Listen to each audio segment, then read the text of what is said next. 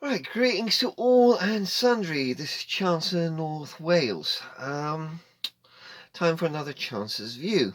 So what we're going to do, we're going to cover what current projects are, what next projects is possibly, and do a run of shout-outs, and there's going to be a quick technique discussion. We're actually going to mention a few techniques that I've today. So we'll begin with the current project. This is the Scotty MiG-9, very nearly done. At the final phase, I've got put the undercarriage doors on, the aerial mast, and run the wire aerial, and finish off the little drop tanks, and we'll be done. So very nearly at the end, maybe one more evening's work, and we'll be there. So after this, there should be the build vid for this. I'm reasonably happy with it.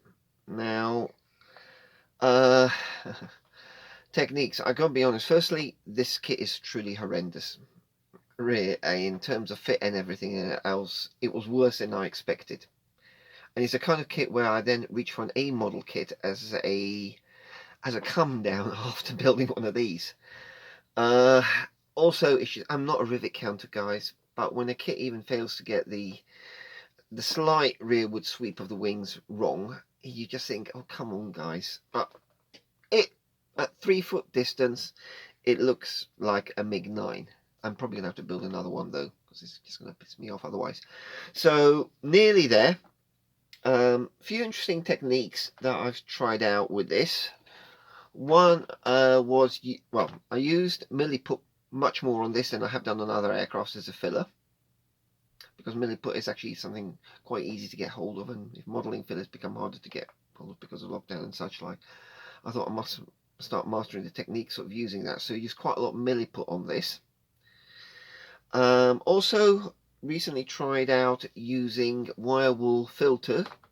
So after it was black, then silver, then grey, then hold some wire wool over it and spray through that.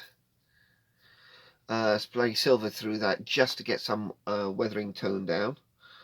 And then the other filter that I've used today was the pan scrubber, which eked out a little bit to thin it out. And then I used that over the top of the decals and then sprayed through grey and a little bit of silver or metallic, just to help blend in and weather out the decals.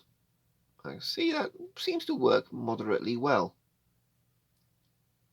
So a couple of methods. I think the thing with any new technique, you think, oh, that's nice, and then you end up overusing it. So it's definitely one of those things for weathering that has its place, but certainly not to be used on every project. You've got to think, as always, about time, place, and everything else. So that's coming to an end. I'm supposed to be building this next for a VE Day build.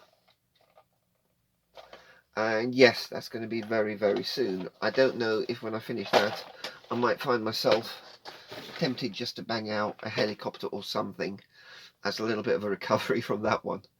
Also just because I haven't built a helicopter all year. And I do like to build a couple a year. So we're in the middle of the year already. Good grief. And so that's definitely meant to be next for the Wrexham Model Club, not VE Day, VJ Day build. The next one is a little bit of an odd one. I've seen a lot of people mentioning using these powered paint stirrers and the such like. I've shown this to the guys at the Wrexham Model Club, and when my wife sees me using this method, she normally bursts out laughing. So it's an approach to shaking paints. Now, I will warn you, in doing this, there is a risk of nerve damage and finding yourself holding your own in absolute agony. There's also a risk of propelling your paint pot across your modelling room and that side. So what I would suggest with the method I show, for goodness sake, make sure the lid is firmly secured. If need be, wrap it in a bit of tissue first. It is a pure shake method. I've used it for years. I've never thought it was that odd, but obviously some people do. So it's hot. Take your pot, in this case a little bit of Vallejo, arm out straight, and then just turn your wrist through 90 degrees. So you're taking more of a primate look. So if you think you're probably going to be reaching over and inspecting yourself for ticks, nits, and things like that, you know, the usual primate grooming approach, hold it tightly, and then, yeah, now, as is now, you might have to hold your hand for a while. Well, I've been doing it for years and haven't had, only until the past few months, I've had issues with it. But I do find you can get an awful lot of speed up by using this. And it works quite well with the other hand as well. So, and you get an awful lot of speed up in it, a lot quicker than just a backwards and forwards oscillation like that. And I find I get a good mix on my paints, especially with the Vallejos if they put a ball bearing in it. But even if you don't, it's a method I like. The thing I don't like about paint stirrers is that you end up leaving a lot of paint on the stirrer itself, and it just seems to me that you're wasting paint. So that's just a personal one. Showed it at Wrexham Model Club and some people thought it was a bit weird, but it works for me. Guys, give it a try. But I make no apologies for injuries sustained. So that's where we are. That's a little bit of discussion about technique, and now we're going to go through shout-outs, and I have got a list of 5 here. These are 4 modelling channels and 1 history channel, and as you guys can well imagine, well, I'm holed up in the man cave, which isn't that much, even because of shutdown, because I'm working on my second gig at home. I do have a lot of modelling videos on in the background, and I'm diving in and out of them as well. So the first one I'm going to mention is a chap goes by the name of Dana Happy Rotation. Now, as always, there's going to be links in the area down below, so everything that I state here you will find in the description section with a link to the video channel. And this is a guy who builds motorized helicopters, just the static ones, 172nd and the such like, but I do like seeing the twirling rotors and that side, and especially that he's doing the, even on small models, including 1/144th, managing to motorize both the main rotor and the tail rotor. So somebody to really look out for, a good solid modeler who brings something a little bit extra to his projects, which is just nice to see. So look him up, Dana Happy Rotation, certainly an avid helicopter modeler. Then making mini war models. Now, this is one that I was meant to do a shout out for on the last Chance's View. I forgot, but I still included links to the channel, so he's going to be linked down there again. And this is a chap from Algeria, and he's a good solid builder who seems to do a variety of materials. One of his recent vids was one on his homemade panel line wash, and particularly if you're from modelers that are from countries that maybe don't have same access to our model shop levels, though, and mail order companies that we have in the West, they have to meet that challenge with developing other techniques, methods, and approaches. And so, well worth looking up. Good solid modeler, some interesting subjects he does, and some good technique vids. And modeling, we're an international community, guys. Let's encourage people from wherever they are. So that is making mini wall models, a chap in Algeria, and there will be a link to his channel down below. Next one is scale modeling videos. Now this chap is in my mind an absolutely excellent modeler, and he seems to do quite a wide variety of subjects: cars, aircraft, armor, ships, bikes. Executes all of them in my mind very nicely. Good, neat, solid techniques that deliver excellent outcomes, and a nice engaging engaging and good presentation in my mind. So many of you may be subscribed to him. If you're not, very strongly recommend that you do, and he goes by the name of Scale Modeling Videos, linked down below.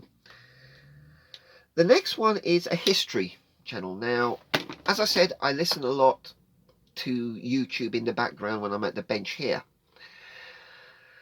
and especially history and economics videos and some science videos, that kind of stuff. And this is a female aviation historian, and she does absolutely fascinating subjects, and I like it that she's taking on the less well-known areas, like the Romanian Air Force fending off the American raids at Palesti, like the role of the Greek Air Force and its victories against the Riega Aeronautica, and even the Yugoslav Air Force in its brief time going up against the Romanians.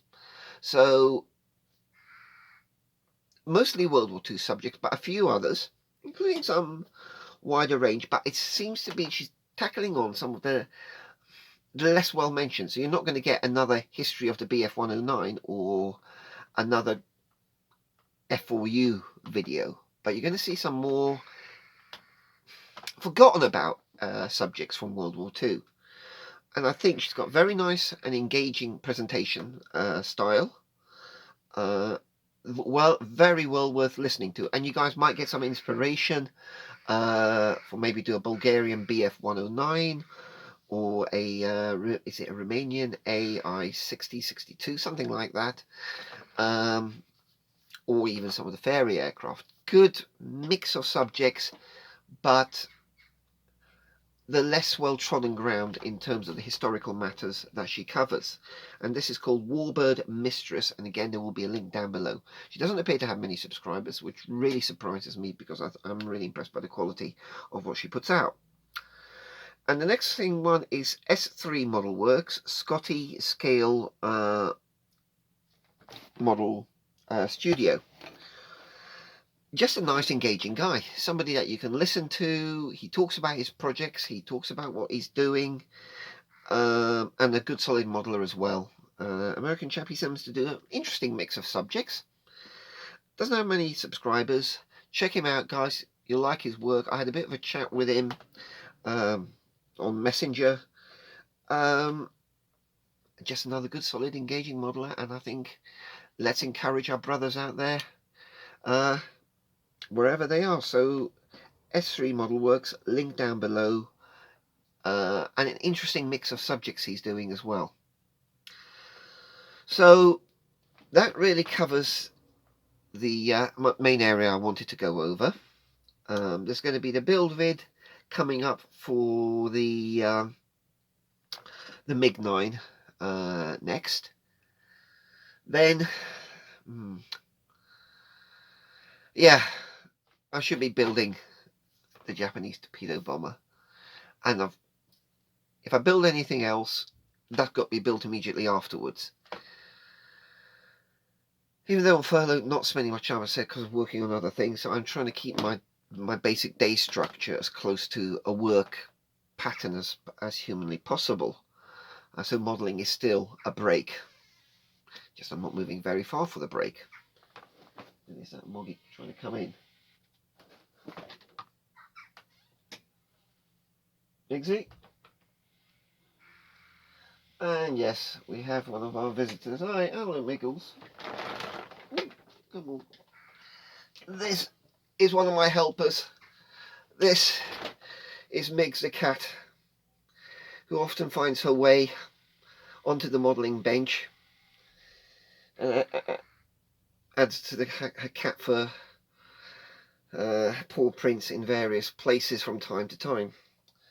This is one of our helpers. If I try to pick up her lad Chip, it wouldn't be anywhere near as amenable. So that's my helper, Miggs the cat. I shall help her, but she keeps me company in here from time to time. So guys, that's it for this Chance's View. So once again, at this difficult time, guys, take care. If you are going out now, some model shops are starting to open up. Really look after yourselves, guys. If possible, stick to the social distancing. You know, we want to stay alive long enough to get a few more models in, reduce the sizes of our stash. So model shops are starting to open up. If you're going out, guys, again, I always say support your local model shop if at all possible. But just take a bit of extra care when you're doing so. If you've got a mask, even the mask that you wear for airbrushing, wear them. Just look after yourselves, guys, out there.